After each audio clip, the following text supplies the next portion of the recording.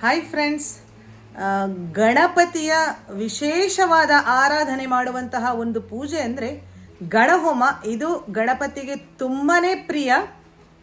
ಹಾಗಾಗಿ ಆ ಗಣಹೋಮಕ್ಕೆ ಮಾಡುವಂತಹ ಪಂಚಕಜ್ಜಾಯವನ್ನು ನಾವು ಯಾವ ಥರ ಮಾಡೋದು ಅಂತ ನೋಡುವ. ಮನೆಯಲ್ಲೇ ನಾವು ಅದೇ ವಸ್ತುಗಳನ್ನು ಉಪಯೋಗಿಸಿಕೊಂಡು ಅಷ್ಟೇ ಪಾವಿತ್ರ್ಯತೆಯಿಂದ ರುಚಿಕರವಾಗಿ ಈ ಪಂಚಕಜ್ಜಾಯವನ್ನು ಮನೆಯಲ್ಲಿ ಮಾಡಿಕೊಳ್ಳಬಹುದು. ಸೊ ಯಾವ ಥರ ಮಾಡೋದು ಅಂತ ನೋಡುವ. ಈ ಪಂಚಕಜ್ಜಾಯವನ್ನು ಖಂಡಿತವಾಗಿಯೂ ನೀವು ಗಣೇಶ ಚತುರ್ಥಿಯ ದಿನ ಗಣಪತಿಗೆ ಸಮರ್ಪಣೆ ಮಾಡಿ ಆ ದೇವರ ಆಶೀರ್ವಾದವನ್ನು ನೀವು ಎಲ್ಲರೂ ಪಡೆದುಕೊಳ್ಳುವ. ಕೆಲವು ನೆನಪಿಡಬೇಕಾದ ಅಂಶಗಳು ಅಂತ ಹೇಳಿದರೆ, ದೇವರಿಗೆ ಸಮರ್ಪಣೆ ಮಾಡುವ ಆ ಪಾತ್ರೆಯನ್ನು ಚೆನ್ನಾಗಿ ತೊಳ್ಕೊಳ್ಬೇಕು. ನಂತರ ನಾವು ಶುದ್ಧವಾಗಿ ಅಂದರೆ ಸ್ನಾನವನ್ನು ತಲೆಗೆ ಮೈಗೆ ಮಾಡಿಕೊಂಡು ನಂತರ ಈ ಪ್ರಸಾದವನ್ನು ರೆಡಿ ಮಾಡಿಕೊಳ್ಳುವಂಥದ್ದು ಒಂದು ಕ್ರಮ, ಸಂಪ್ರದಾಯವೂ ಕೂಡ. ನಂತರ ಇದನ್ನು ನಾವು ಭಕ್ತಿಯಿಂದ ಗಣೇಶ ದೇವರಿಗೆ ಅರ್ಪಿಸುವುದು ವಾಡಿಕೆ. ಬನ್ನಿ ನೋಡೋಣ. ಕ್ಲೀನಾಗಿ ತೊಳೆದ ಒಂದು ಪಾತ್ರೆಗೆ 1 ಬೌಲ್ನಷ್ಟು ಫ್ರೆಶ್ ಆಗಿ ತುರಿದ ತೆಂಗಿನಕಾಯಿ, ಅರ್ಧ ಟೇಬಲ್ ಸ್ಪೂನಷ್ಟು ಏಲಕ್ಕಿ ಪುಡಿ, 1 ಬೌಲ್ನಷ್ಟು ಬೆಲ್ಲವನ್ನು ನಾನು ಇಲ್ಲಿ ನೀರಾಗಲಿಕ್ಕೆ ಇಟ್ಟಿದ್ದೇನೆ. ಜಾಗ್ರಿ ಸಿರಪ್ ರೆಡಿ ಮಾಡಿಕೊಳ್ಳುವ. ಪಾಕ ಬರುವ ಅವಶ್ಯಕತೆ ಇಲ್ಲ ಫ್ರೆಂಡ್ಸ್. 2 ಟೇಬಲ್ ಸ್ಪೂನ್ ನೀರನ್ನು ಹಾಕ್ಕೊಂಡು ಈ ಥರ ಮಾಡಿಕೊಂಡೆ.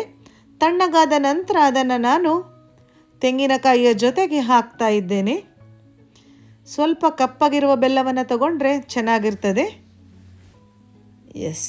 ಕಲರ್ ಸ್ವಲ್ಪ ಕಪ್ಪಗಿದ್ರೆ ಪಂಚಕಜ್ಜಾಯ ಚೆನ್ನಾಗಿ ಕಾಣಿಸ್ತದೆ. ಚೆನ್ನಾಗಿ ಒಂದು ಮಿಕ್ಸ್ ಕೊಡ್ತಾ ಇದ್ದೇನೆ. ನಂತರ ನಾವು ಇದಕ್ಕೆ 2 ಬೌಲ್ನಷ್ಟು ಅವಲಕ್ಕಿ, ಒಂದೇ ಬೌಲ್ನಲ್ಲಿ ನೋಡಿ ಅದೇ ಮೆಷರ್ಮೆಂಟ್ನ ಬೌಲಲ್ಲಿ ಮಾಡ್ತಾ ಇದ್ದೇನೆ. 1 ಬೌಲ್ನಷ್ಟು ಪೊದ್ದೋಳು, ಇಡೀ ಪೊದ್ದೋಳು ಹಾಗೂ ಪುಡಿ ಪೊದ್ದೋಳು ಒಂದು 3/4 ಬೌಲ್ನಷ್ಟು ಹಾಕಿದೆ. ನಂತರ 3ರಿಂದ 4 ಟೇಬಲ್ ಸ್ಪೂನ್ನಷ್ಟು ಎಳ್ಳನ್ನು ಹುರ್ಕೊಂಡು ಹಾಕ್ಕೊಳ್ತಾ ಇದ್ದೇನೆ. ಡ್ರೈ ಆಗಿ ಹುರಿಯುವಂಥದ್ದು, ತುಪ್ಪ ಏನು ಹಾಕಲಿಕ್ಕಿಲ್ಲ. ಚೆನ್ನಾಗಿ ಒಂದು ಮಿಕ್ಸ್ ಮಾಡ್ತಾ ಇದ್ದೇನೆ. ಈಗಲೇ ಘಮಘಮ ಅಂತಿದೆ ಇದು ಏಲಕ್ಕಿಯ ಸುವಾಸನೆ. ಮಿಕ್ಸ್ ಆದ ನಂತರ ಇನ್ನೊಂದು ಸ್ವಲ್ಪ ಇಂಗ್ರೀಡಿಯೆಂಟ್ಸನ್ನು ಆ್ಯಡ್ ಮಾಡೋದಕ್ಕಿದೆ. Secret ingredients. 2 ಬಾಳೆಹಣ್ಣನ್ನು ಕಟ್ ಮಾಡಿ ಹಾಕಿದೆ.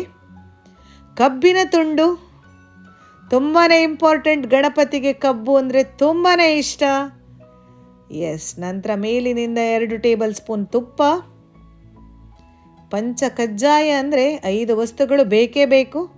ಸ್ವಲ್ಪ ಜೇನುತುಪ್ಪ ಇಲ್ಲದೆ ಪಂಚಕಜ್ಜಾಯವೇ ಇಲ್ಲ. ಸೊ ಲೈಟಾಗಿ ಮಿಕ್ಸ್ ಮಾಡಿ, ಬಾಳೆಹಣ್ಣು ಹಾಕಿದ ನಂತರ ತುಂಬ ಜೋರಾಗಿ ಮಿಕ್ಸ್ ಮಾಡಲಿಕ್ಕೆ ಇಲ್ಲ. ಇಷ್ಟಾದ ಮೇಲೆ ನಮ್ಮ ಪಂಚಕಜ್ಜಾಯ ರೆಡಿ ಆಗುವ ಟೈಮಿಗೆ 1-2 ತೆಂಗಿನ ತುಂಡುಗಳು. Optional, completely optional. ಬೇಡದಿದ್ದರೆ ಅದನ್ನು ಖಂಡಿತವಾಗಿಯೂ ಸ್ಕಿಪ್ ಮಾಡ್ಕೊಳ್ಬಹುದು. ಇದನ್ನು ಒಂದು ಎಲೆ ಮೇಲೆ ಗಣಪತಿ ದೇವರಿಗೆ ಸಮರ್ಪಣೆ ಮಾಡಿದರೆ ಗಣಹೋಮದ ರುಚಿಯಲ್ಲಿ ಪಂಚಕಜ್ಜಾಯ ರೆಡಿಯಾಗಿದೆ. Thanks for watching.